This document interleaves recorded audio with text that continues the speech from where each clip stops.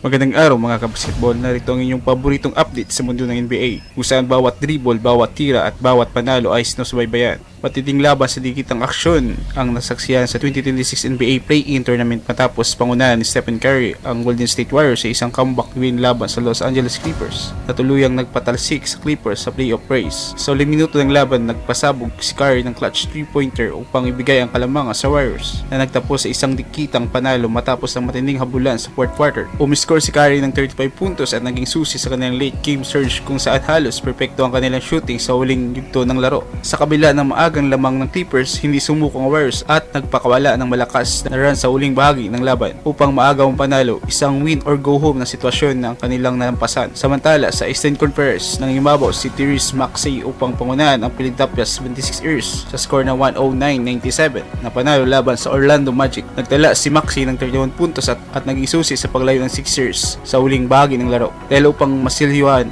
nila ang kanilang pwesto bilang number 7 seed sa playoffs. Dahil sa panalo, haharapin ng Sixers ang Boston Celtics sa unang round sa playoffs, habang isa pang pagkakataon sa Magic para sa huling playoff spot. Sa kabuuan, naging gabi ito ng matinding laban at clutch performance. Pinangunahan ni Curry at Maxey na natakda ng exciting simula para sa 2026 NBA playoffs. At yan ang pasabog na balita sa NBA. Para sa mas mainit pang updates, highlights at breaking news, siguro ding nakabang ka lang dito. Mula dito sa Wild FM, ako si Dieter Balurka at itong inyong balitang NBA kung saan lagi panalo ang balita.